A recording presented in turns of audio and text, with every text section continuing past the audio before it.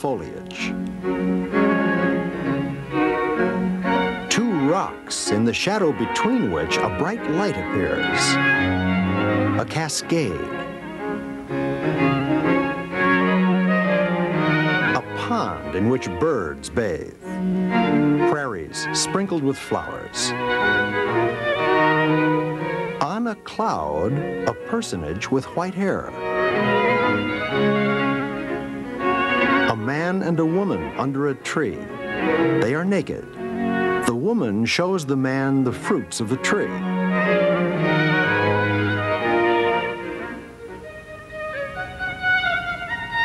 A chain of mountains. Fortified cities separated by a road.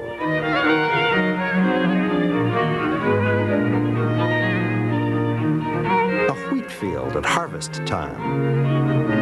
A large tree in the foreground, a weaker tree on the right. At the edge of the field, a large stone landmark.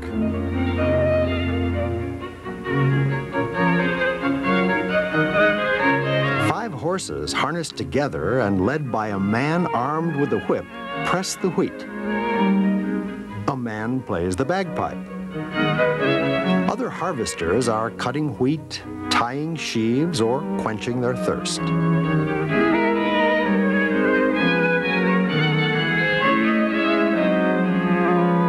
Some women are preparing food. It's midday.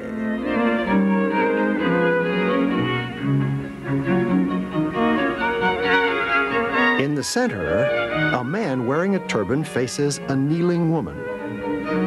Another man, some distance away, stands leaning against a lance.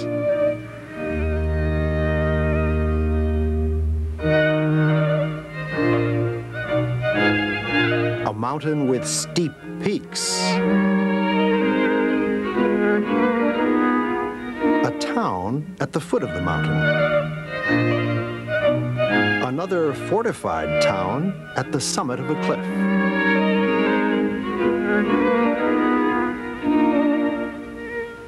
In the countryside, farm buildings. At left, a rock topped by a tree with a thin trunk.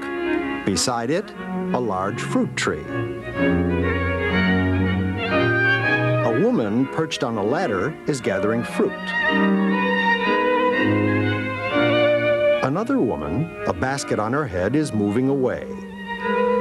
A man is fishing with a line on the river.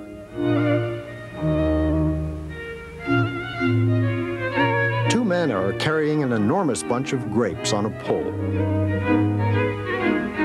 Their shadow is already long. It's the end of the day.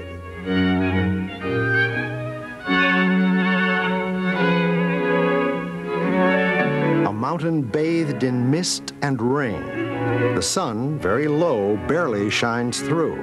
The sky is streaked by lightning. Some flooded buildings.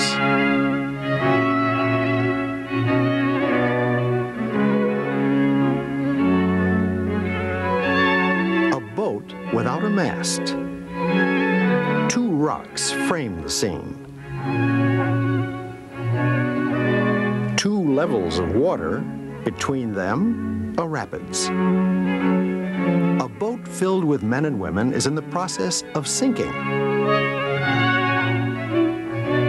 Two people are already in the water. Others are swimming in the direction of the rocks. One grabs hold of a plank. The other, the mane of a horse. In the second boat, a man is pushing a pole. A woman is holding her child out to a man gripping a rock.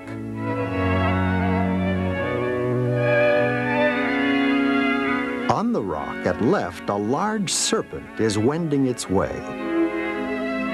Chateaubriand, one of France's first romantic writers, said, "This painting recalls something of an abandoned age and the hand of an old man, admirable trembling of the time. Often, men of genius announce their end by the creation of masterpieces. It's their soul flying out of them." Within a few millimeters, these 4 paintings are the same size, 1 meter by 1 meter 60. Together, they form a series called The Four Seasons. Commissioned by the Duc de Richelieu, the nephew of Cardinal Richelieu, they were painted in Rome by Nicolas Poussin between 1660 and 1664. The arrival of the Four Seasons in Paris at the end of 1664 was an event. All the connoisseurs of painting were summoned. A year later, the Duke lost his paintings in a tennis game to the young King Louis XIV. 25 canvases, of which 13 were by Poussin, including the Four Seasons, became royal possessions. They passed into national collections after the foundation of the Louvre Museum in 1793. Of Norman origin, Poussin arrived in Rome in 1624 at the age of 30. He quickly became an esteemed and much discussed painter. With the exception of a 2-year sojourn in France, where he was appointed painter of the king, Poussin would never leave Rome. He led an ordinary life, entirely devoted to his work, despite a nervous condition. The painter's body and limbs were stricken with trembling.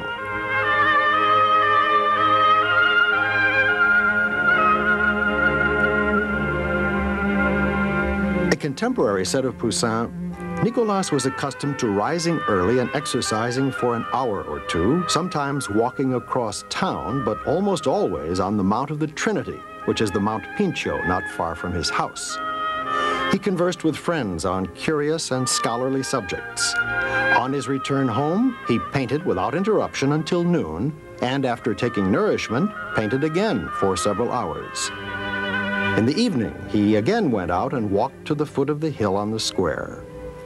He often talked about art, and with such great knowledge that not only painters, but sundry other cultivated men came to learn from him the most significant implications of painting, about which he spoke not in order to teach, but simply in a random manner.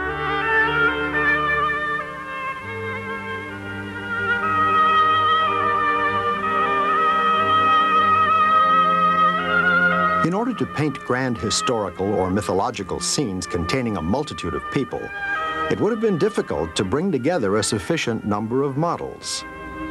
The painters of the preceding generations, Titian, Tintoretto, and El Greco, often made use of sculpted mannequins. Several witnesses have reported that Poussin made wax figures approximately 20 centimeters tall. He dressed them and placed them in a sort of quartered setting, which he closed off with a backdrop. He also added elevations in the countryside and buildings. Thus, he could study the perspective, the position of the people, their movement, and their relationship with the setting.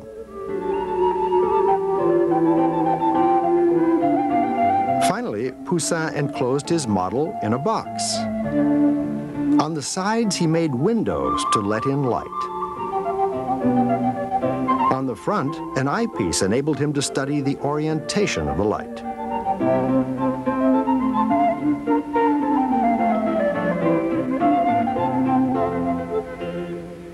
He then made a series of little sketches. Although no preparatory drawing for the Four Seasons exists, drawings for a 1646 canvas titled The Baptism give some idea of the research that the artist did before turning to the execution of his paintings.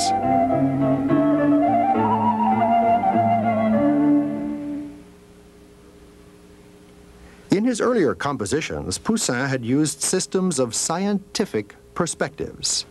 In The Rape of the Sabine Women, the perspective reinforces the effect of the dramatic explosion, light, and dispersion of the crowd.